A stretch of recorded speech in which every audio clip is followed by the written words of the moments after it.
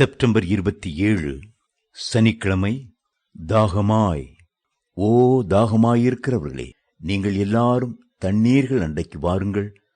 பணமில்லாதவர்களே, நீங்கள் வந்து பணமுமின்றி விலையுமின்றி திராட்சரசமும் பாலும் கொள்ளுங்கள். ஏசாயா 55:1. ஆவிக்குரிய வாழ்க்கையில் கர்த்தர் மேல் பசிதாகம் மிகவும் அவசியம். ஆண்டவரை தேடும் போது ஏனோதானோவென்று தேடாமல் உள்ளத்தின் ஆழத்திலிருந்து மிகுந்த பசிதாகத்தோடு அவரை தேட வேண்டும். உங்களுடைய முழு இருதயத்தோடும் என்னை தேடுகையில் என்னை காண்பீர்கள் என்று வாக்களித்திருக்கிறார் அல்லவா? சரீரத்தில் பசியும் தாகமும் இல்லாவிட்டால் ஏதோ ஒரு நோய் பிடித்திருக்கிறது என்றுதான் அர்த்தம்.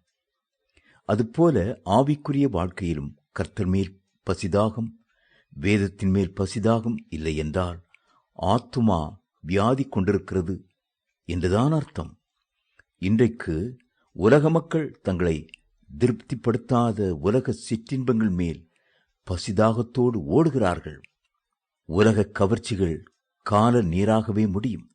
அவைகள் ஒரு நாளும் மனுஷனுக்கு உண்மையான திருப்தியை தருவதில்லை. கானல் நீர் என்பது பார்ப்பதற்கு தண்ணீரைப் போல தோன்றினாலும் அது உண்மையான தண்ணீர் அல்ல. அது ஒரு நாளும் சரீர தாகத்தை தீர்க்காது. ஆகவேதான் ஆண்டவர் சொல்லுகிறார், நீங்கள் அப்பமல்லாததற்காக பணத்தையும் திருப்தி செய்யாத பொருளுக்காக உங்கள் பிரயாசத்தையும் செலவழிப்பானேன். நீங்கள் எனக்கு கவனமாய் செவி கொடுத்து நலமானதை சாப்பிடுங்கள். அப்பொழுது உங்கள் ஆத்மா கொழுப்பான பதார்த்தத்தினால் மகிழ்ச்சியாகும். ஏசாயா 55:2. இவ்வுலக மனிதர்கள் பாவ சந்தோஷத்தினால் தங்கள் தாகம் தீராது என்பதை அறிந்திருந்தும் அதிலிருந்து விடுதலை பெற முடியாமல் மீண்டும் மீண்டும் சாத்தான் காண்பிக்கிற பாவ இச்சைகளை நோக்கி வெற்றி கொண்டவர்களாய் ஓடுகிறார்கள்.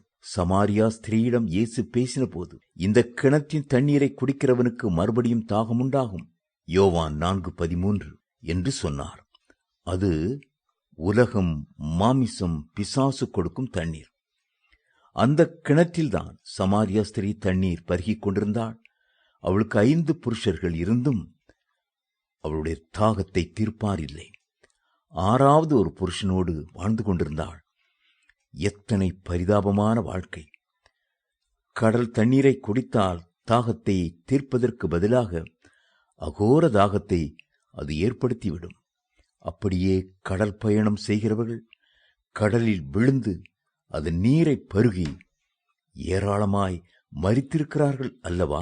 ஐஸ்வர்யவான் மற்றும் லாசரு சம்பவத்தை வாசிக்கும் போது ஐஸ்வர்யவானுடைய தாகம் பாதாளத்திலும் தீரவில்லை என்பதை பார்க்கிறோம். ஒரு சொட்டு தண்ணீருக்காக ஏங்கினான். இந்த உலக கிணற்றின் தண்ணீரை குடிக்கிறவர்களுக்கு நிச்சயமாகவே மறுபடியும் தாகம் உண்டாகும். அது அக்னி ஜுவாலையில் உள்ள தாகம், தீர்க்கப்பட முடியாத நித்தியமான தாகம். தேவ பிள்ளைகளே, ஜீவ ஊற்று தண்ணீரான கிறிஸ்துவண்டை வாருங்கள். அவரே உங்களுடைய தாகத்தை தீர்ப்பவர். அவர் ஜீவ நதியை உங்களுக்கு கட்டளையிடுவார். பின்பு பளிங்கை போல் தெளிவான ஜீவ தண்ணீர் உள்ள சுத்தமான நதி தேவனும் ஆட்டுக்குட்டியானவரும் இருக்கிற சிங்காசனத்தில் இருந்து புறப்பட்டு வருகிறதை எனக்கு காண்பித்தான். வெளிப்படுத்தின விசேஷம் 22:1.